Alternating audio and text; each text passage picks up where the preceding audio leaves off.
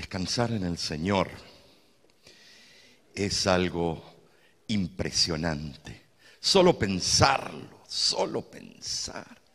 lo que el Señor ha hecho por nosotros.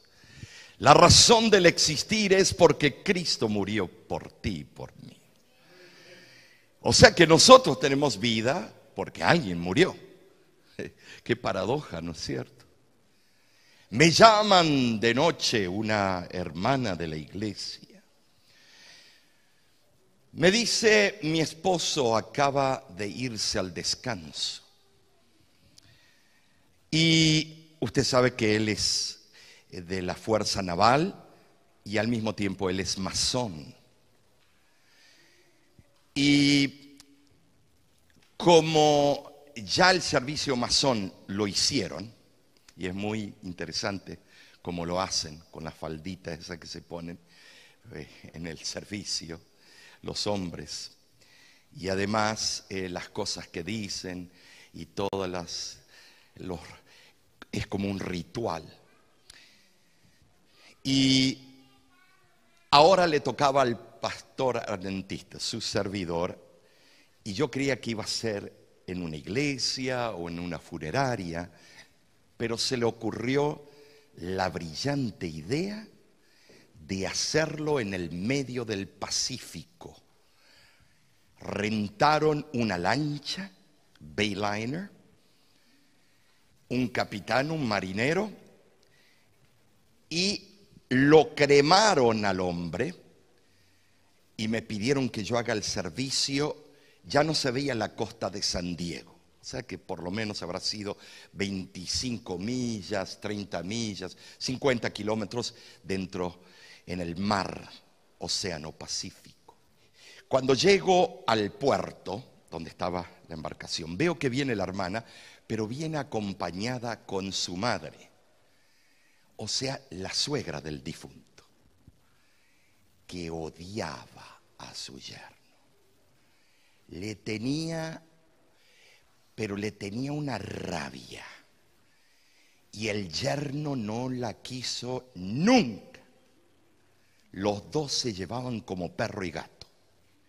¡Ay, qué odio que se tenían hasta en la muerte! ¿Por qué digo hasta la muerte? Porque la suegra estaba tan contenta que se lo sacó de encima al yerno, que se vistió de tacones, parecía que iba a una fiesta, collar de perla, se pintó bien pintada, parecía que estaba modelando. Y estábamos yendo en un barquito de esos Bayliners, así, con motor de borda. Veo que ella trae un cajón bien doradito y todo, con todo la ceniza, porque este era un hombre grande, casi 2 metros, era bastante cenizas. Y yo le digo, sí, tengo que practicar cómo tirar las cenizas. Yo nunca he hecho eso, mamita. Una cosa es hacerlo en la tierra y otra cosa en el medio del mar. Esto necesita práctica. Entonces agarré un baldecito así y lo llené de tierra hasta acá. Y empecé a practicar cómo lanzar la tierra y la ceniza. Entonces yo ya tenía una metodología. Iba a ser 1, 2, 3, ¡fa! Ok.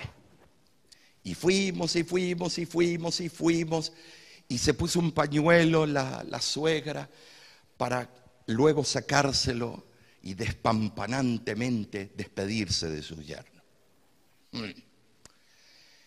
Entonces llegó el momento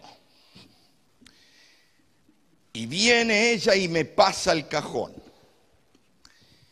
y me di cuenta que era más pesado de lo que yo esperaba. Yo creía que la ceniza no pesaba, pero esto era un hombre que pesaba casi 300 libras, o sea, 100 y algo de kilos. Entonces estaba lleno el envase, el cuenco, y agarro en mi mente y me dice ella, diga las palabras, pastor. Entonces comienzo. Y lo que Dios hizo, Dios quitó. Y el hombre fue hecho del polvo y al polvo. Pero veo que es océano, no es polvo. A la tierra vuelva y a las aguas que te reciban. Muy bien poético yo. Entonces me dice ella, ahora puede lanzarlo. Y agarro y hago 1, 2, ¡fa! Y justo cuando lo tiro viene una ráfaga de viento. Justo nos baña del difunto, pero la que ligó más del difunto fue la suegra, que estaba número 3. Quedó empapada del yerno. En ese momento ella quedó inerte. No podía mover, no quería ni abrir la boca para no tragar al yerno. Y así quedó. Pero pude escuchar, y ustedes hubieran visto al capitán que estaba atrás y al marinero, trataban de aguantar la risa en un acto tan solemne. Estaban igual que ustedes. Y ahora ella hace así. María, sácame este condenado de encima.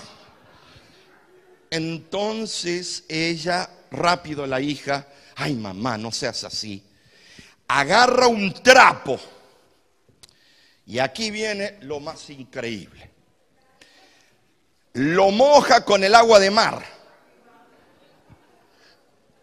Ay, mami, déjame limpiarte. Y entonces ahora viene y la trata de sacar. Y lo que hacía era embarrar más. Agua con ceniza no es una buena mezcla.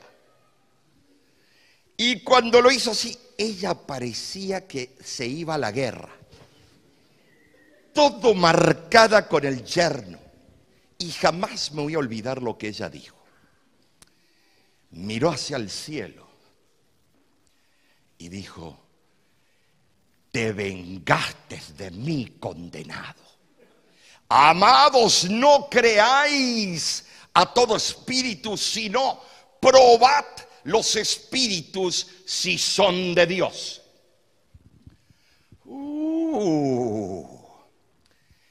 En un manuscrito, número 66, la sierva del Señor escribió lo siguiente.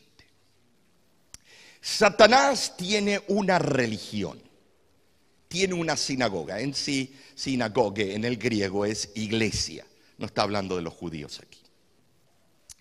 Y a adoradores devotos, para llenar las filas de sus devotos, utiliza toda clase de engaños. Esto es tremendo. Entonces, leemos nosotros en segunda de Pedro, capítulo 2, versículo 12, y nos dice que en el tiempo del fin, encubiertamente introducirán herejías de perdición y negarán al Señor que los rescató, y muchos seguirán sus disoluciones. Y ahora te voy a contar algo.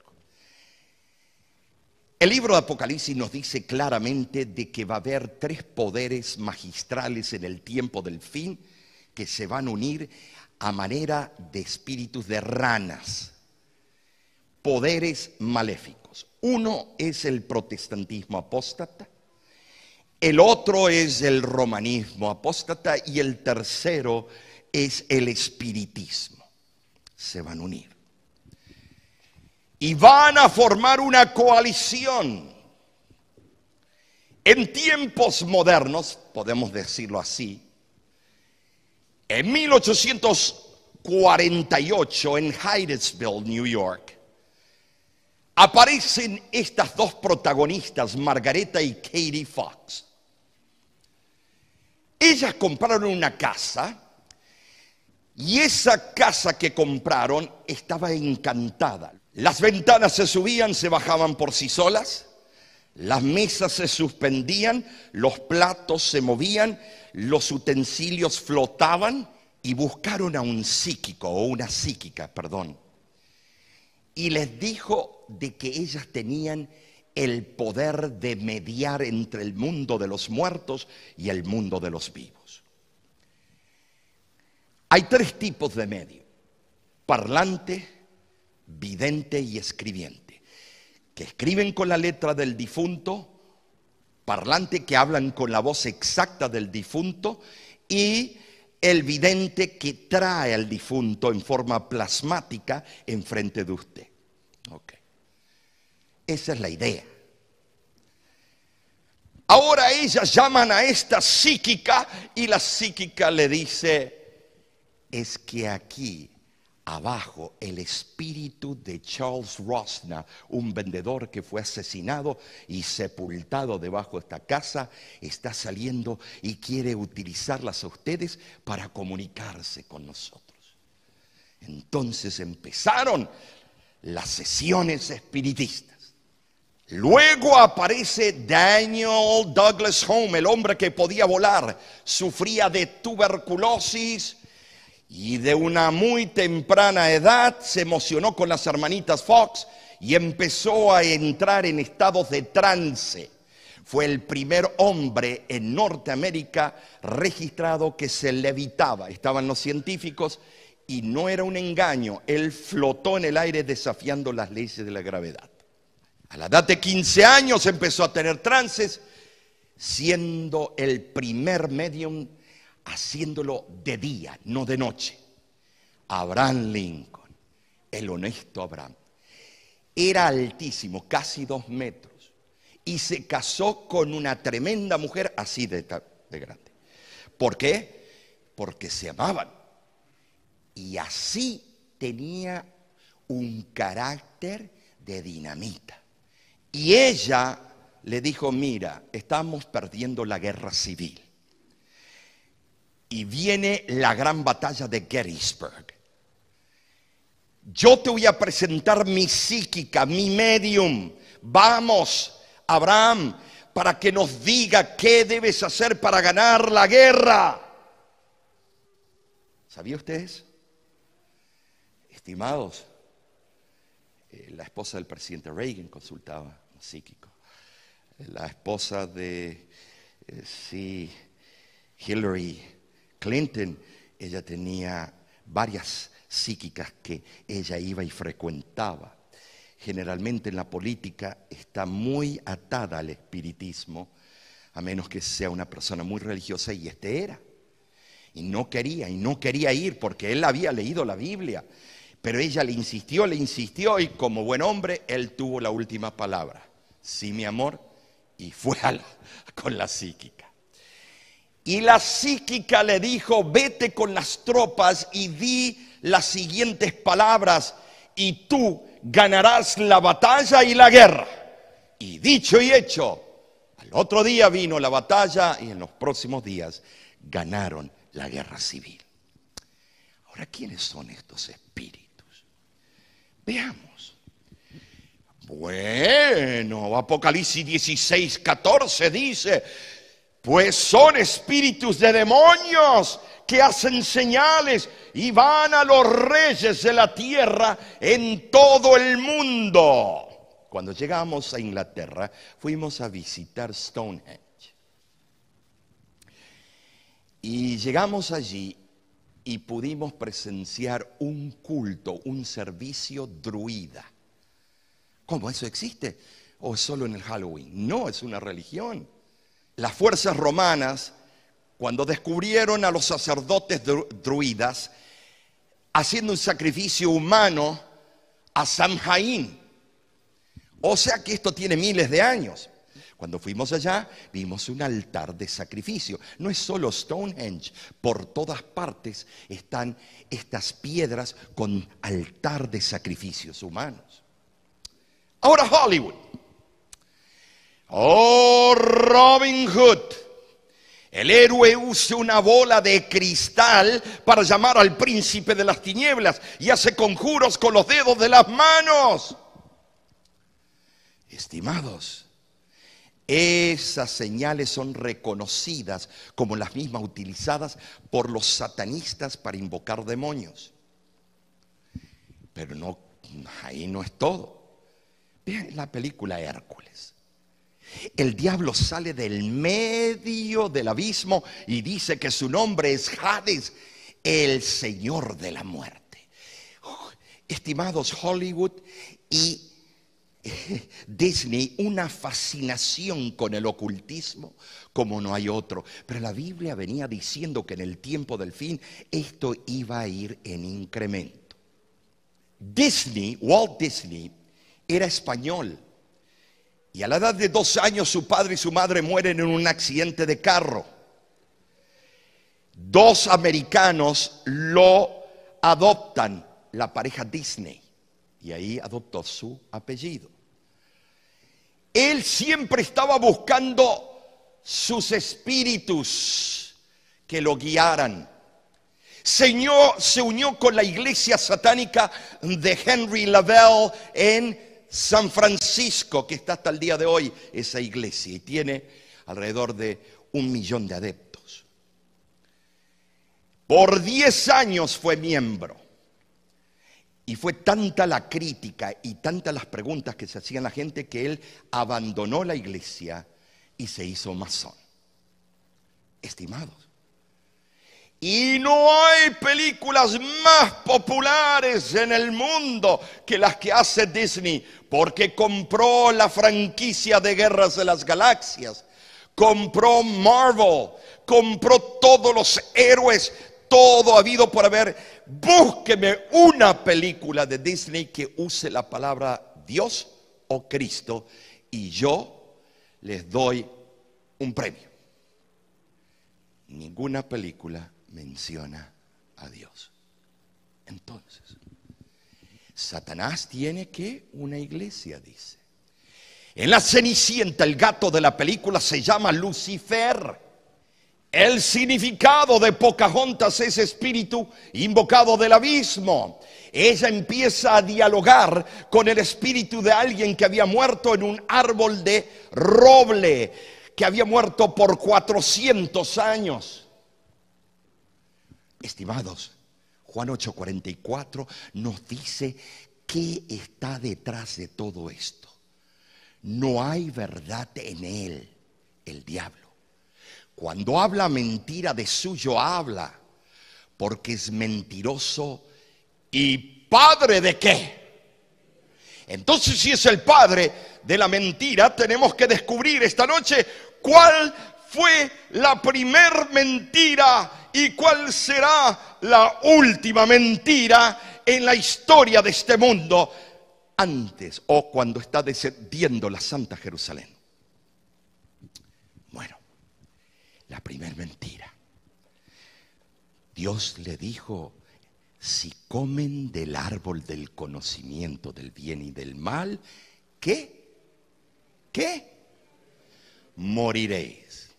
Era una prueba temporaria que ese árbol iba a ser arrancado, extirpado y desaparecer del mapa si la pareja pasaba por la prueba.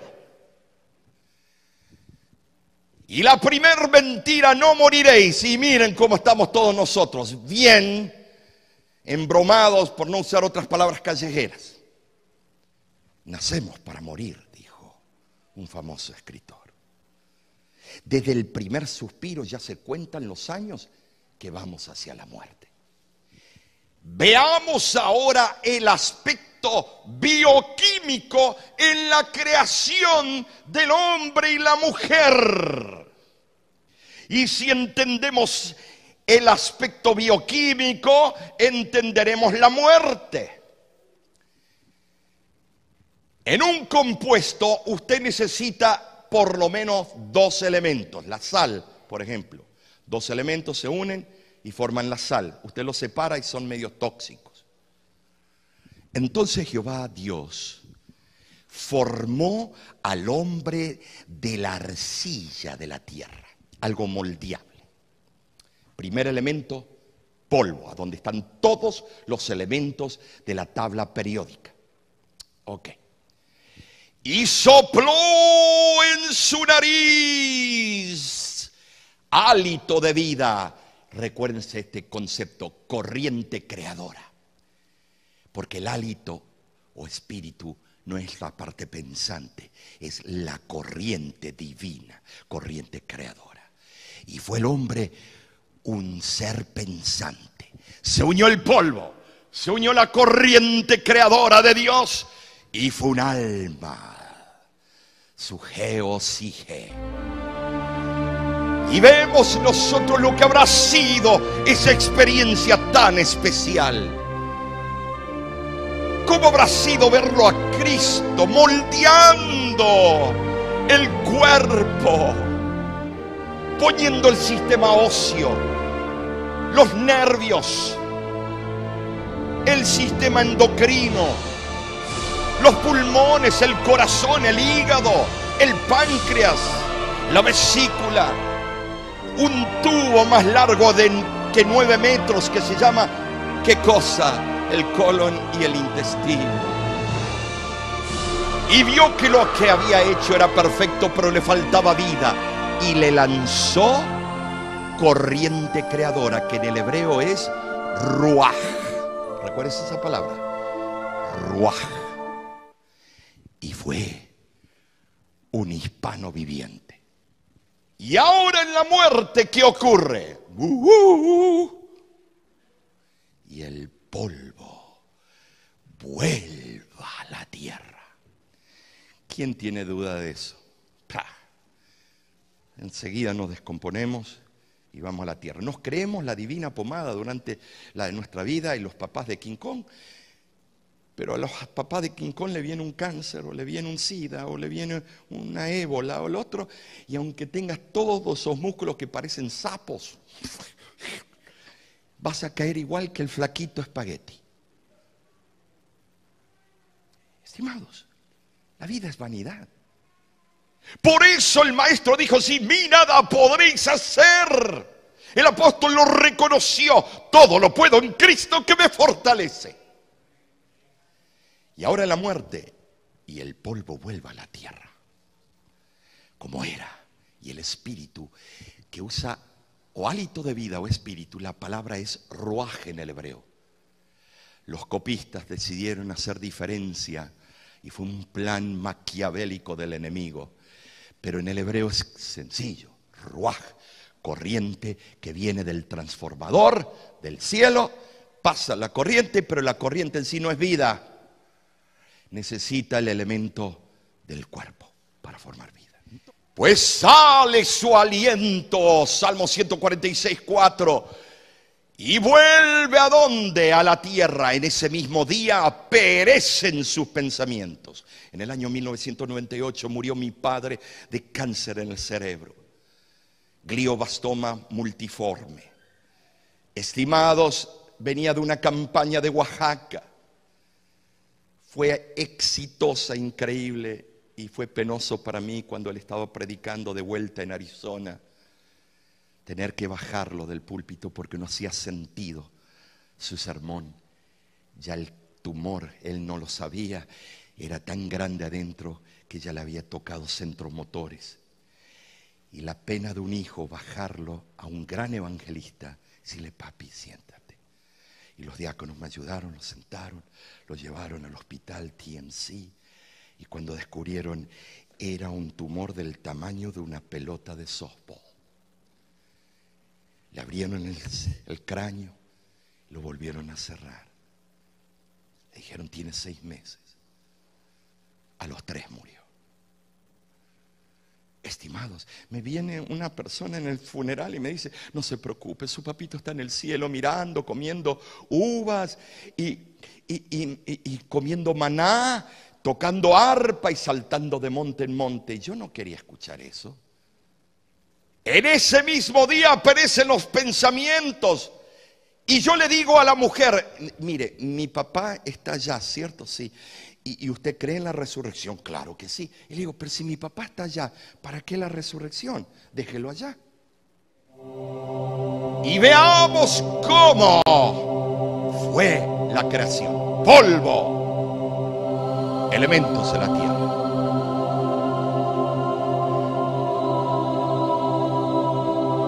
Más corriente creadora, ruaj, espíritu. Y es un alma viviente. Fíjate cómo este bebé llega a ser. Fíjate qué maravilloso la ingeniería detrás de todo esto. Fíjate las neuronas, los tenedorcitos. Fíjate esos ojos. Un ser viviente, un ser pensante. Si uno de esos dos elementos no existen, no hay nada pensando. El engaño del último tiempo es cuando Satanás se hará y transformará como el propio Cristo viniendo en las nubes, y va a depositar sus pies en el monte de los olivos y va a ir a unir dos pueblos, árabes y judíos. Y él dirá que es el Cristo. Conflicto de los siglos dice que irá y empezará a sanar. Y desde ahí él se va a transportar a todos los reyes de la tierra, convenciéndolos que él es el Cristo. El gran engañador que dijo no moriréis, y Adán y Eva sí murieron. Elementos de la tierra más aliento, un ser viviente, nefesh en el hebreo. Elementos de la tierra, ahora tú le quitas el aliento, el ruaj, la corriente creadora vuelve a Dios, al transformador, los que saben de electricidad, y regresa ya, y el cuerpo está muerto. No existe el nefesh. Estimados, pero un momento, pastor, a mí mi iglesia me enseñó esto, a mí tal pastor, tal evangelista, tal esto, tal otro. Si está en la Biblia, lo creo. Fíjate lo que dice Salmo 104. Envías tu espíritu y créanse. Le quitas el ruaj, la corriente creadora, y dejan de qué. ¿Dejan de qué? Si mi papá está en alguna parte, ¿qué pasa? Veamos. Un foco usted agarra, tiene el filamento, el foco es el cuerpo, le manda la electricidad y hay luz, nefesh. Le quita la electricidad, ya no hay luz. El foco queda en su lugar y ya no hay vida. Porque los que están vivos saben que han de morir, pero los muertos nada saben. No alaban los muertos a Jehová, ni cuantos descienden al silencio. Estimados, pero siempre en todos los funerales lo mandamos a un lugar donde está alabando a Jehová. El gran engaño de todos los tiempos fue dar la inmortalidad a los seres humanos como si fuésemos mini dioses asiáticos, que todos tenemos una parte que es inmortal adentro y que no necesitamos a Dios para la resurrección porque ya tenemos una parte inmortal. Pero aquí dice, ¿quién te alabará? Como la nube se desvanece y se va, así desciende al Sheol, no subirá, no volverá a su casa. Pero ¿qué del ladrón en la cruz, pastor? Si el ladrón se fue directamente con Cristo al paraíso. Mire lo que dice el versículo. Estaba ahí en la cruz colgado y él le dice, quiero ir contigo a la patria eterna. Y Cristo le dice, y esta es la versión equivocada, hecha por los copistas del romanismo. Y le dijo, Jesús, acuérdate de mí cuando vengas en tu reino. Y decidieron ponerle comas, que en el griego no existen comas sino acentos. Entonces Jesús le dijo, de cierto te digo, hoy estarás conmigo en el paraíso. Ve, pastor, que algo flota y se va a un paraíso. Pero quiero que veas lo que hicieron los copistas sin permiso de Dios. Le pusieron esa coma o dos puntitos. Entonces Jesús le dijo, de cierto te digo. No, miren lo que hicieron. ¿Cómo? Veamos, entonces Jesús le dijo, de cierto te digo, hoy, estarás conmigo en el paraíso. Ahora, mira, Jesús le dijo a María Magdalena cuando resucitó, no me toques, Marita, porque aún, ese es en el día de la resurrección, el domingo, no he subido a mi Padre. Quiere decir que Cristo descansó en su tumba, como dice el sermón del Pentecostés, que David está hasta el día de hoy en la tumba y no ha subido. ¿Sí? Dice eso, sí. Hechos capítulo 2, versículo 39. Léalo todo. Y diles que subo a mi Padre y a vuestro Padre, mi Dios y vuestro Dios. No os asombréis de esto, porque llegará la hora cuando todos los que están en los sepulcros oirán su voz. Noten que está en tiempo futuro, lineal, no está en tiempo presente. Y los que hicieron lo bueno saldrán a resurrección de vida, pero los que hicieron lo malo a resurrección de condenación. Hoy no puedo explicar eso. Las aguas del mar se fueron y agotóse el río y secóse. Así el hombre yace y no se tornará a levantar hasta que no haya cielo nuevo, no despertarán. Cristo introdujo el concepto que ya existía en el Antiguo Testamento. Cuando alguien moría, ¿qué le dijo a Marta y a María de su hermano Lázaro? Tu hermano duerme y despertará. Un estado de inconsciencia, un abrir y cerrar de ojos.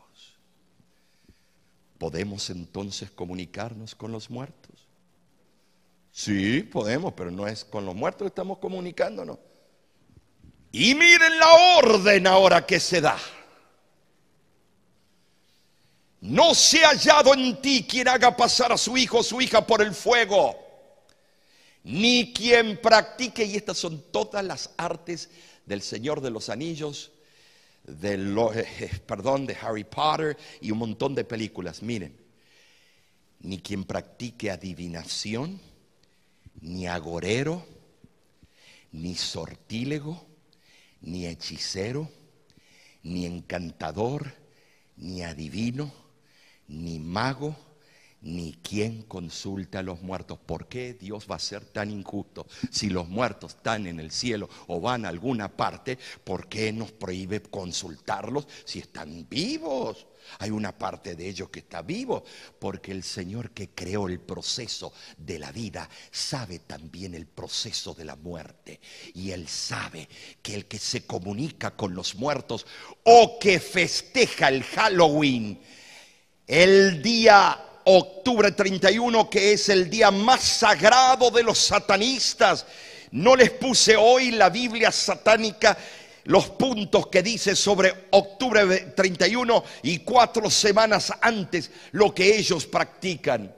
Ustedes saben que en Norteamérica, que incluye Canadá y Estados Unidos, el día del pavo, guajolote que los llaman, o pavote, festejando la libertad, ahora está en tercer lugar, y el que ocupó el segundo lugar después de Navidad en el calendario anual es Halloween. O sea, primero honramos al diablo y después, un mes más tarde, damos acción de gracias a Dios. ¿Quién nos entiende? Y después, Jesús ha nacido. Pero Acabo de leer una estadística en Brasil. El 90% del país es católico. El 78% de los católicos cristianos, porque católicos, ellos creen en Cristo y son cristianos. No podemos separar, hacemos unas separaciones que son injustas, no. Y entonces, miren lo que decía, que ese porcentaje termina la misa el domingo y en la tarde ese porcentaje asiste a los centros macumberos. O sea que no hacen diferencia. Creen en una iglesia, en un credo, y después se van a hacerse una limpia. Pero ¿quién entiende a los seres humanos? Porque es shikus shomem o shikusim shomem en el hebreo, es vomitable para Dios. Cualquiera que hace estas cosas, y por estas abominaciones Jehová tu Dios echa estas naciones delante de ti, perfecto serás delante de Jehová tu Dios. ¿Qué dice el pueblo de Dios? ¿Qué dice el Señor? Dame, hijo mío, tu corazón y miren tus ojos por mis caminos. Termino con esto. Esta señora, en una ciudad de Norteamérica, la bauticé. Ella tenía manifestaciones espiritistas y asistía a centros donde se honraba al mundo de los espíritus. Este muchacho era un pandillero. ¿Qué hizo cambiar a estas dos personas? La sangre de Cristo. Hay poder en Cristo. Y termino con esto. Estoy predicando este tema en Williamsburg, New York. Y estimados, yo no sabía que estaba allí. Habían traído una sacerdotisa del candomblé y el vudú.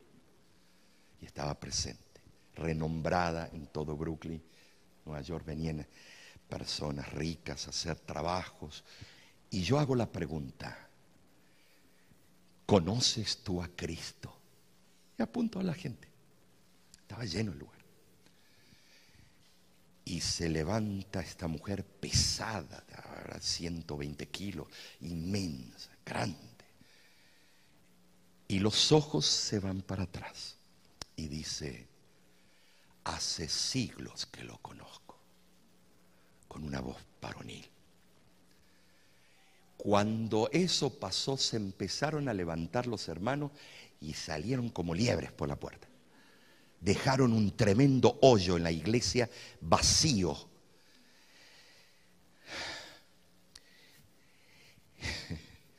De repente, le digo: ancianos, llévenla al subsuelo, al basement. La llevaron. Se escuchaban los gritos. Y cuando llego ahí, veo que uno de los líderes le agarra de aquí del hombro y ella se da vuelta y le dice: ¿tú por qué me tocas si tú tienes otra mujer que no es la tuya? Porque Satanás es un showman. Y Satanás sabe tus trapitos y los va a usar en contra tuya. Por eso el apóstol dijo: para mí el vivir es Cristo que me fortalece. Y todo lo puedo en Cristo. Porque si esta noche no decides por Cristo, si esta noche te vas a mitad la decisión, esta noche te vas sin protección alguna. En ese momento, esta fue una experiencia tan brava para mí. Me acuerdo que yo le digo: ¿cuál es tu nombre? Porque hay que seguir un patrón. Cristo nos dejó el patrón cómo lidiar con este mundo. Y me empezaron a dar los nombres. ¿Cuántos son? 37, dijeron.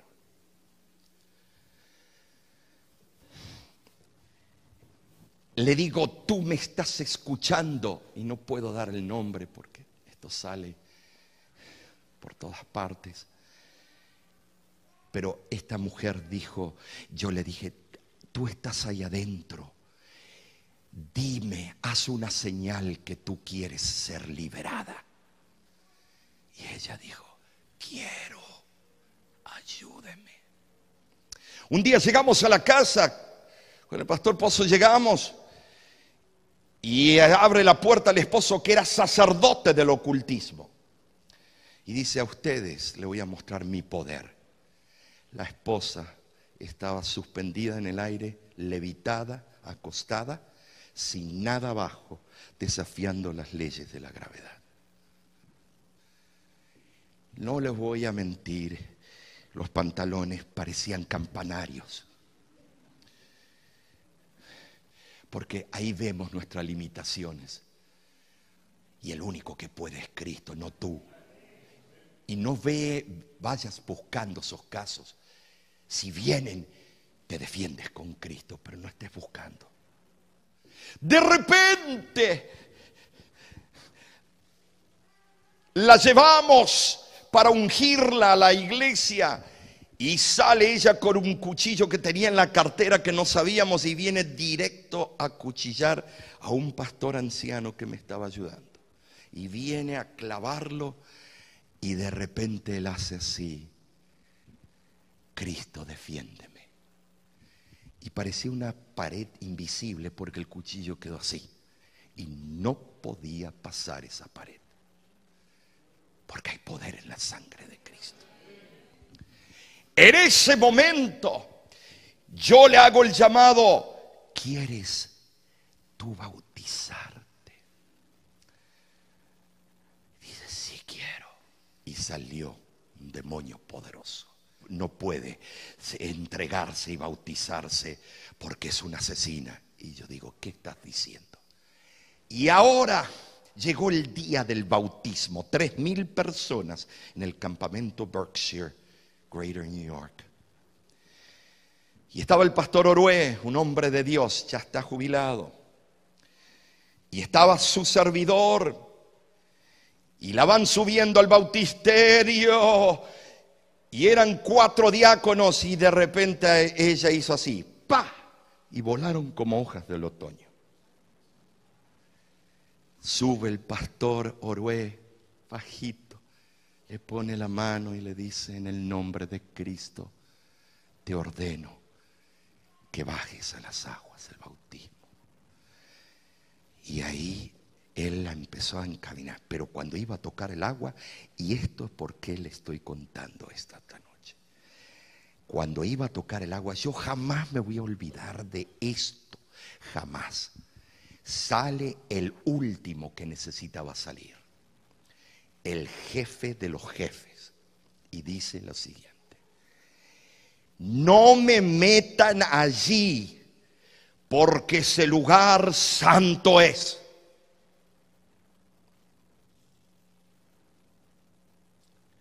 El bautisterio con las aguas consagradas.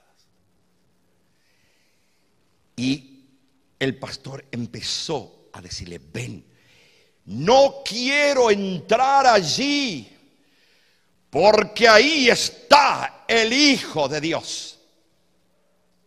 Cristo Jesús estaba presente.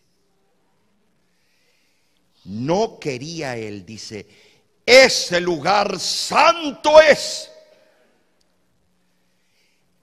Los demonios entienden que el bautismo es algo sacro, maravilloso, es algo que ellos no pueden penetrar las barreras de protección de Dios, pero tú y yo decimos no, no quiero, prefiero arriesgarme con Satanás. Cuando yo escuché esas palabras, no me metan allí porque ese lugar santo es. Allí está la presencia del Hijo de Dios. Dije, ¿por qué somos tan duros de corazón los seres humanos? Estimados, la bautizamos y cuando ella salió Se estremeció todo el techo, las ventanas empezaron a sacudirse. Me acuerdo que las puertas de atrás se abrieron, hicieron un golpe, ¡pa, pa! Pero había 3.000 personas, muchas estaban arrodilladas, otras que no podían, sentadas y estaban orando al unísono. Cuando el pueblo de Dios ora, suceden cosas. Y ocurrió un milagro. Ella llegó a ser líder de la iglesia central. Y hasta el día de hoy está en sus manos, en las manos del Señor.